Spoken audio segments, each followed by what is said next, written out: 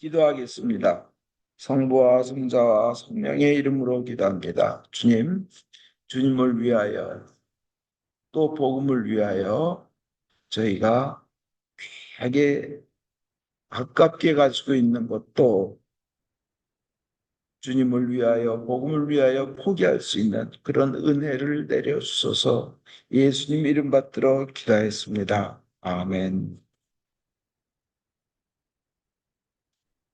오늘은 주보의 맨 첫 번째 일독서에 나와 있는 그 예수님을 생각하십시오. 대사제이신 예수님을 생각하십시오. 하는 그것으로 은혜를 받겠습니다. 예수님을 생각한다는 것은 무엇인가? 그 은혜에 감사하고 또 예수님의 말씀하신 그 말씀, 오늘 복음의 말씀 있잖아요. 포기할 것은 포기하라. 너 가진 재산을 다 나눠주고 가난한 사람에게 나눠주고 나를 따르라 하시잖아요. 부자 보고 부자 청년 보고 그 전에 하신 말씀 너에게 부족한 것이 있으니 그런 너에게 부족 그 뭐에 부족한 거예요? 이 부자 청년이 영원한 생명을 얻으려면 어떻게 했으면 좋겠습니까? 영원한 생명을 얻으려면 어떻게 했습니까? 그러면서 계명을 다 지킨 거예요. 계명을 다 지킨 겁니다. 그런데 예수님께서 말씀하시기를 너에게 부족한 것이 있다는 거예요. 너희 가진 것을 다 팔아 가난한 사람에게 나누어주고 너는 나를 따르라. 그러니까 이 부자는 세상의 재물과 영원한 생명 그걸 놓고 고민하다가 세상의 재물을 택해버린 정말 슬픈 정말 안타까운 결과를 낳습니다. 그런데 예수님이 나중에 제자들에게 뭐라 말씀하시냐면 그 부자 청년이 재물을 그냥 재산을 아까워하는 그거를 가지고 말씀하시기를 사실은 나를 위하여 또 복음을 위하여 그것 다 버렸다면 100배 더 받을 것이다. 이렇게 말씀하시는 거예요. 이 전체 이렇게 줄거리를 보면 100배를 더 받을 것이다. 왜냐? 하나님은 굉장히 그 크신 분이시기 때문에 그렇습니다. 그 예수님을 생각하라는 건 뭐냐면 예수님의 말씀도 생각하고 예수님의 약속, 축복의 약속도 생각하면서 동시에 포기할 것은 포기하라. 한번 네 믿음을 증명해 보아라. 네 믿음이 진정한 믿음인가? 내 믿음의 진정성을 한번 보여봐라 하는 거예요. 믿음의 진정성이 입증되지 않는 한 그 믿음은 뭐예요? 가짜 믿음입니다. 그러면 영원한 생명을 얻을 수 있을까요? 한번 깊이 생각해 봐야 됩니다. 근데 우리가 또 부족해서 넘어졌을 때 주님께서는 그러시겠죠. 손잡고 우리 다시 일어나자. 다시 시작하자. 또 우리 다시 앞으로 나아가 보자. 분명히 그러실 것입니다. 우리는 그것을 믿습니다. 그 오늘 일독서 첫 부분에 하나님의 부르심을 함께 받은 성도 여러분, 하나님께서 보내주신 우리 신앙의 대사제신 예수를 생각하십시오. 이렇게 되어 있습니다. 여기 참 엄청난 단어가 세 개가 나와요. 의미가 세 가지 의미가 있어요. 첫째, 하나님의 부르심을 함께 받은 인 거예요. 하면 하나님의 부르심을 함께 받은. 여러분들이 여러분 발로 걸어 나온 것이 아니라 하나님이 부르셔서 이 자리에 나온 겁니다. 여러분이 그 요한복음 6장 44절에 보면 나를 보내신 아버지께서 이끌어 주지 아니하시면 아무도 내게로 올 수 없느니라. 여러분 그 하나님께서 이끌어 주셔서 오신 거예요. 엄청난 은혜가 느껴지죠. 그리고 요한복음 15장 16절에 너희가 나를 택한 것이 아니라 내가 너희를 택하여 내세운 것이다. 하나님이 여러분을 택한 겁니다. 엄청난 은혜예요. 감격이 올 만한 구절입니다. 우리가 구원받을 만한 자격이 아무것도 없습니다. 무조건 우리를, 그런데 무조건 우리를 선택해 주셔서 구원하신 것은요, 그걸 우리는 공짜의 은총이라고 합니다. 무상의 은총. 거저 주신 은혜라고 합니다. 값없이 주신 선물인데 이 선물이 너무나 큰 거예요. 우리가 감당하기에는. 너무나 큰 거예요. 우리가 이 세상에 태어난 생명 정말 신비스럽습니다.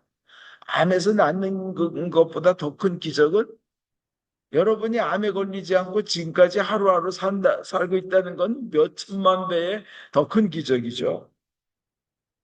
그 생명에 더해서 그 생명, 이 세상에 있는 생명과 비교도 할 수 없이 영원한 생명을 주셨다는 건 이거는 감당할 수 없는 큰 은혜입니다. 정말. 그런데 그것을 값없이 주셨기 때문에 이거 느낌이 안 오는 거예요. 하루 종일 막 미친 듯이 웃고 기뻐하고 방바닥을 떼굴떼굴 굴르면서 행복해해도 그래도 부족한 큰 은혜입니다. 우리가 학벌이 좋아서 예수 믿게 된 것이 아닙니다. 우리가 돈이 많아서 예수 믿게 된 것도 아니에요. 우리가 착한 일, 선한 일 많이 해서 예수 믿게 된 것 아닙니다. 그냥 하나님이 선택하셔서 부르셔서 믿음을 갖게 만드시고 구원을 받게 하신 겁니다. 이 첫구절이 그런 어마어마한 의미가 있는 거예요.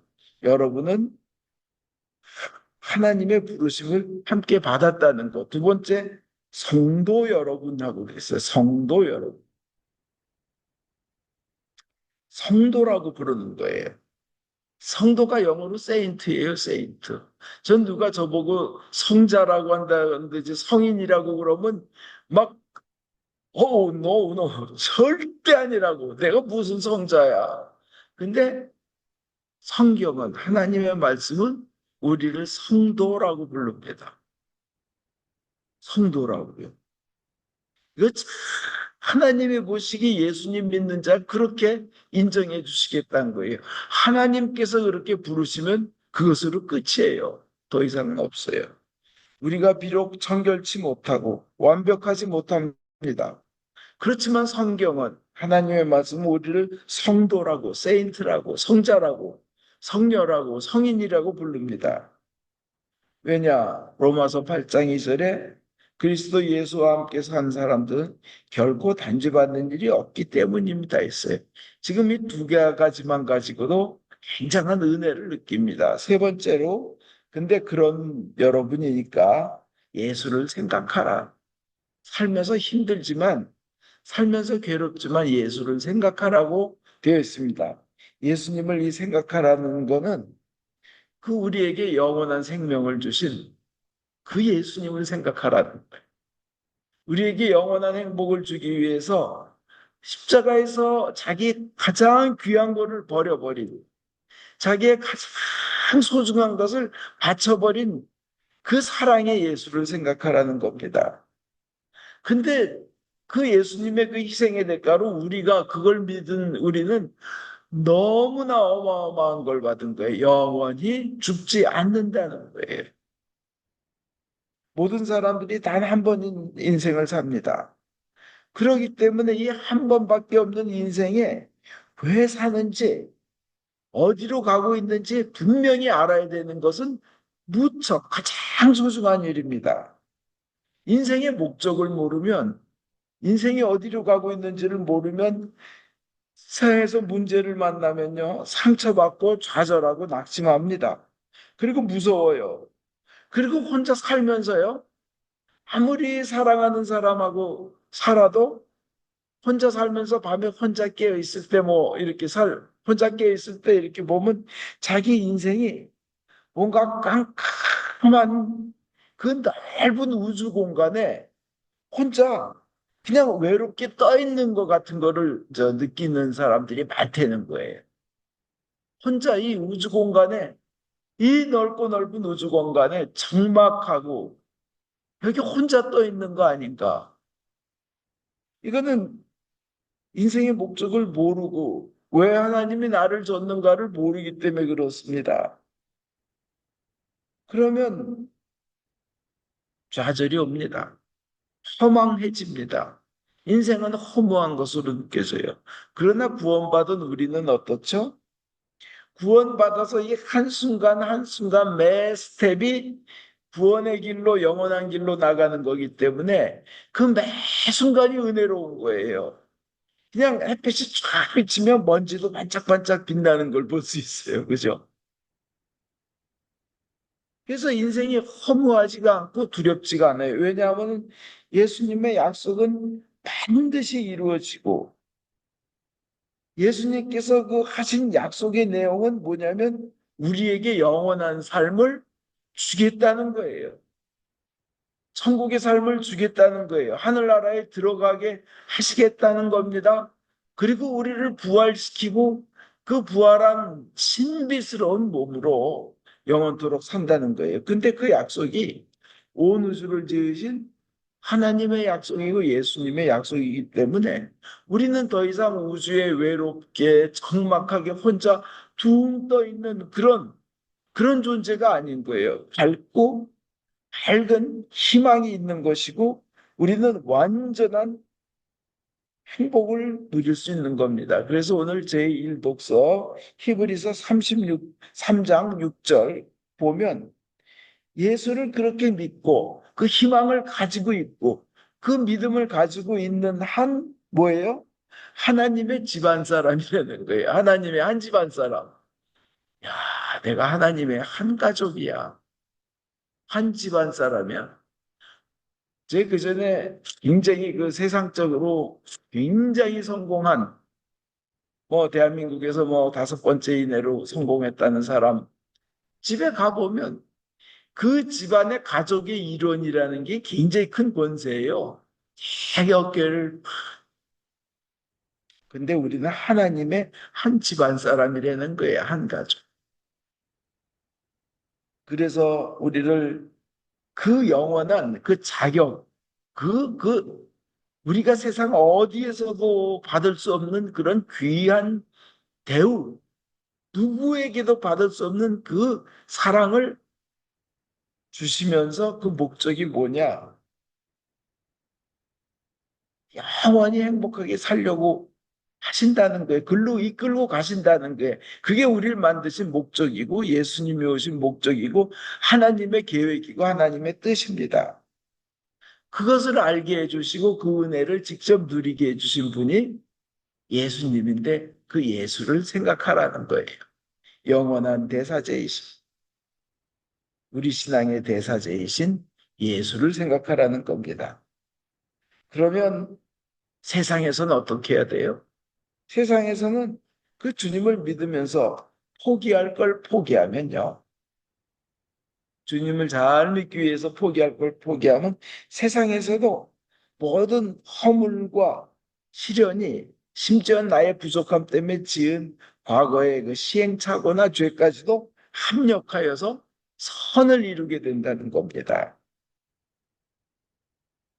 이제 우리는 그래서 예수를 생각하자. 예수를 생각하자. 어떻게? 희망의 옷을 입고, 감사의 옷을 입고 예수를 생각하자는 겁니다. 그러면서 끝까지 예수님의 약속하신 말씀에 은혜에 서 있자는 겁니다.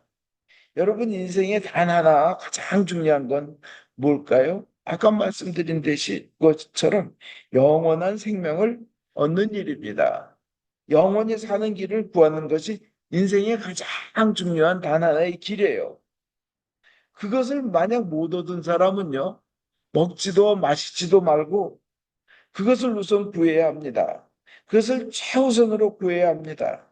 만약 내 사랑하는 이가, 내 사랑하는 자식이 영원한 생명이 있는데 그 영원한 생명을 누릴 수도 있는데 그것을 못 얻었다. 그래서 죽어서 멸망으로 간다 한다면 무슨 수를 써서라도 그것을 얻게끔 해야 됩니다. 여기서만큼은 양보해서는 안 돼요. 너 하고 싶은 대로 해라 하는 것처럼 세상에 큰 죄악이 없어요.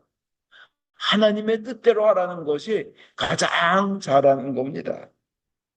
재산을 다 팔아서라도 내 사랑하는 이들은 그래서 영원한 생명을 얻도록 구해내야 하는 겁니다. 그런데요, 우리는 그 예수님을 믿음으로 인해서 그 귀한 것을 이미 얻었습니다. 그 생각하면 너무 가슴이 벅차고 감격스럽습니다. 이제 저도 나이 이제 70밖에 안 됐지만 미국식 나이로 이 기억력도 상당히 쇠퇴해지고 운동 조금만 하면 몸이 아프고 제가 탁구 클럽을 나가는데 이거 큰일 났다 싶은 게 상대방하고 게임을 하고 있는데 내가 몇 대 몇으로 이기고 있는지 지고 있는지가 기억이 안 나요. 바로 조금 전에 점수 하나 딱 내고 내가 3대 4였나 7대 8이었나 기억도 안 나요. 그다음에 내가 서브를 넣고 있었나 제가 서브를 넣고 있었나 기억도 안 나요. 세트 스코어는 뭐 2대 1인지 그것도 기억도 안 나요. 야, 이거 큰일 났구나. 그래서 스스로 느끼는 게 내 육체도 내 능력도 썩어 없어지고 있구나. 그 아주 철저하게 느껴요. 이제 70밖에 안 되는데 아직 25년은 더 살 것 같긴 한데. 근데 이렇게 부족한 인간에게 영원한 생명을 주셔서 그 더 이상 썩지 않을 몸으로 멸망하지 않을 몸으로 병들지 않는 몸으로 그리고 신비한 몸으로 만들어 주신다는 것이 너무나 감격스럽고 감사할 뿐인 겁니다. 그리고는 하나님의 아들로, 하나님의 딸로 삼아주시고, 하늘나라의 상속자, 그리스도와 함께 생명의 나라에서 왕노릇할 자로 그런 자격을 주셨음 생각하면 정말 감사합니다. 이 세상에서의 생명으로 하루하루 살아나가는 것도 너무나 신비한데 그 생명을 만드신 하나님이 영원한 생명을 주시겠다는 것은 그 약속은 반드시 이루어지기 때문에 막 감격에 넘치는 거예요. 그래서 때로 그것을 생각하면서 밤새도록 우는 적도 있고 그 운청에 고마워 떨며 눈물로 감사드리며 주님의 뜻에 맞춰 살겠습니다. 주님의 그 은혜에 맞춰 살겠습니다 하고 주님의 그 명령과 주님이 원하시는 것에 맞춰서 살도록 몸부림치겠습니다고 기도하게 되는 겁니다. 그게 예수님을 깊이 생각하는 겁니다. 그 예수님이 그 하신 약속 중에 오늘 복음에 나오잖아요. 그것도 깊이 생각해야 되는 거예요. 나를 위하여. 또 복음을 위하여 집이나 형제나 자매나 어머니나 아버지나 자녀나 토지를 버린 사람은 현세에서 박해도 받겠지만 현세 박해받는 일들 많죠. 그죠? 뭐 예수님의 12제자들 다 박해받았잖아요. 그죠? 사도 요한 빼놓고는 다 순교했잖아요. 하늘에서 굉장히 크신 분으로 하늘의 상이 영원토록 굉장히 클 줄 믿습니다. 그 선택하신 분들이 그렇게 순교의 삶을 살 수 있는 거예요. 그렇지만 또 일반인들 그렇게 포기할 거 포기하고 주님을 위해서 버린 사람은 현세에서 집과 형제와 자매와 어머니와 왜 여기 아버지는 없는지 모르겠어요. 어머니와 자녀와 토지의 복도 100배나 받을 것이며 내세에서는 영원한 생명을 얻을 것이다. 그 세상에서도 잘 되고 내세에서도 영원한 생명을 얻는다는 건데 세상에서 정말 그렇게 잘 되나? 저 이렇게 참 궁금한 거예요. 대표적인 예로 왜 그 인앤아웃이라는 인앤아웃 버거라는 그 햄버거 집이 캘리포니아에 있죠. 그 집의 특징은 햄버거 그 종이백 또 햄버거 뭐 음식 담아가는 백에 항상 성경 구절을 써놔요. 그 컵에도 캘리포니아에서 영업을 햄버거 집을 하면서 성경 구절을 모든 컵과 가지고 가는 백에 써놓습니다. 요한복음 3장 16절하고 내가 밖에서 문을 두드리고 있나니 하나 그거 구절하고 그렇게 이제 크리스찬의 아주 그냥 그 에반젤리칼한 복음주의적인 크리스찬인데 이게 참 하기 힘든 일 아니에요? 세상에서 장사하면서. 그래서 작년도에 순이익이 얼마나 났나 인앤아웃 봤더니 $575 밀리언의 레브뉴가 났다고 합니다. 작년도 수익이. 그러니까 5억 7,500만 달러. 그러니까 5억 7,500만 달러니까 한국 돈은 한, 뭐, 한 6천억, 7천억 이상 순이익이 난 거예요. 매출이 그런 게 아니라 레브뉴가 그런 거예요. 대표적인 기업도 치필레이 아시잖아요. 이 장사 잘 되는 집이 주일을 믿음으로, 믿음 때문에 성경을 따르기 위해서 주일날 영업을 안 하고 가게를 탔습니다. 그죠? 치필레이가 작년도 매출이 얼마인가 봤어요. 21 빌리언 달러예요. 한국 돈으로 한 26조 정도 되겠죠? 그 다음에 레브뉴 앤 인컴은 그러니까 어떤 보면 이제 수익이죠. 수익은 얼마냐 보니까 7.8 빌리언 달러, 약 뭐 8조 원이 넘는 거죠. 그러면 전체는 그렇다 하더라도 가게 하나당 이익은 한 가게 하나당 이익은 1년에 약 8 밀리언 달러 정도 된다고 합니다. 저 거기서 뭐 빼고 뭐 그러겠죠. 이걸 보고 나를 위하여 또 복음을 위하여 주님을 위하여 조금 희생하면서 하는 삶은 하나님께서 보고 계시고 갚아주시다는 것도 세상에서도 볼 수 있는 것이라고 저는 믿습니다. 뭐 비할 수 없게 큰 것은 영원한 생명을 얻는 거지만요. 근데 이런 믿음 생활을 하는데도 시련과 어려움이 닥칩니다. 그때는 어떡하냐? 예수님을 생각하면서 사는데 그러면 복만 오는 게 아니라 시련도 오죠. 마귀가 가만 놔두질 않죠. 그럴 때 우린 사도 바울에게서 배웁니다. 그 디모데전서 1장 12절에 우리 주께 내가 감사함은 사도 바울이 시련을 엄청 당했거든요. 뭐 당한 정도가 어느 정도냐면 수고도 많이 하고 감옥에도 많이 가고 매는 수도 없이 맞고 죽을 뻔한 일도 여러 번 있고 유대인들에게서 39대짜리를 5번이나 맞고 40대 때리면 죽으니까 39대까지 이렇게 치는 거죠. 곤장 치듯이. 몽두기로 맞고 돌에 맞아 죽을 뻔한 것이 많고 파산을 당한 것이 3번이고 밤낮 하루를 바다에서 표류하고 이게 다 전도하다가 있는 일이에요.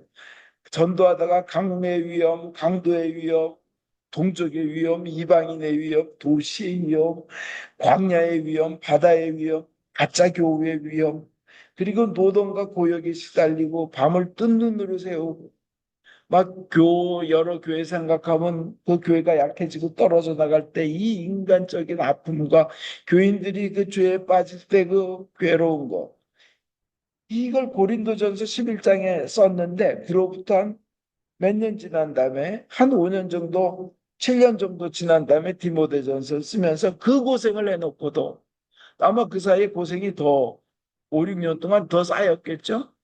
사도 바울은 뭐라 그러냐면 우리 주께 내가 감사함은 나를 충성되이 여겨 내게 직분을 맡기심이니 이 자세가 십자가에 달려 돌아가신 예수님을 생각하는 자세입니다.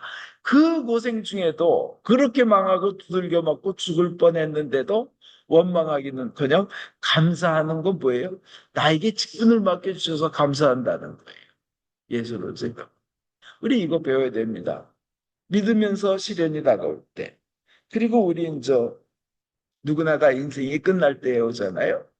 인생이 끝날 때도 우리 주님을 생각하면서 주님께서 나에게 영원한 생명을 주셨다는 거 하나님 부르실 때 기쁘게 가는 겁니다.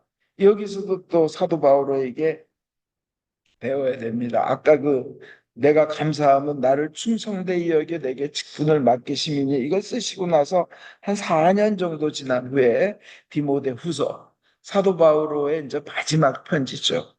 거기에 보면 이렇게 써요. 나는 이미 피를 부어서 희생제물이 될 준비를 갖췄습니다. 사형을 당할 때가 된 거예요. 느끼는 거예요. 내가 세상을 떠날 때가 왔습니다. 나는 훌륭하게 싸웠고 달릴 길을 다 달렸으며 믿음을 지켰습니다. 이제는 정의의 월계관이 나를 기다리고 있을 뿐입니다. 이제 개역 한글에는 내가 선한 싸움을 싸우고 나의 달려갈 길을 마치고 믿음을 지켰으니 이제 후로는 나를 위하여 의의 면류관이 예비되었다. 이렇게 고백하는 거예요. 그 고통 속에서도 하나님께 감사하며 인생이 끝날 때는 이제 나는 달릴 길을 다 달렸다. 이제 주님께서 나에게 의의 면류관을 주실 것이다. 이러면서 기쁘게 죽음을 기다리는 겁니다. 이게 예수를 생각하는 겁니다. 세상에서 잘 되는 사람들도 많이 있습니다. 예수 믿어서. 그렇지만 특별히 이렇게 사도 바울처럼 성경 신약의 반 이상을 쓰신 분, 이런 분들에게 주신 특별한 은총에 의해서 그는 돌아가시면서도 이렇게 나에게는 이제 의의 면류관이 기다리고 정의의 월계관이 기다리고 있다 하며 고백하면서 그날을 기다리는 겁니다. 이때도 감옥에 갇혀가지고 그래서 디모데 보고 빨리 내 코트 외투를 좀 가져다 달라. 로마 감옥이 밤에는 그렇게 축축하고 춥대요. 그러면서 또 외롭습니다. 사람들이 다 떠나갔어요. 그러면서도 주님만 바라보고 예수를 생각하면서 기꺼이 받아줍니다. 누구나 다 죽어요. 우리에게 고통이 다가올 때도 우리는 그런 감사한 자세를 취해야 될 것이고 우리 인생의 마지막에도 주님께서 씌워주실 면류관을 기다려야 될 줄 믿습니다. 결론 내리겠습니다. 예수님을 생각합시다. 우리에게 영원한 생명을 주신 예수님을 생각합시다. 그리고 주님과 복음을 위해 포기할 것은 포기해서 백배의 축복을 받으시기 바랍니다. 백배의 축복을 받으시기 바랍니다. 그리하지 아니하실지라도 그렇게 되지 않더라도 나에게 직분 주심을 감사히 여기고 나에게는 의의 면류관을 주님께서 씌워 주실 것이다 하면서 그날을 기다리는 귀한 믿음 생활 하시기를 주 예수 그리스도 이름으로 축원드립니다.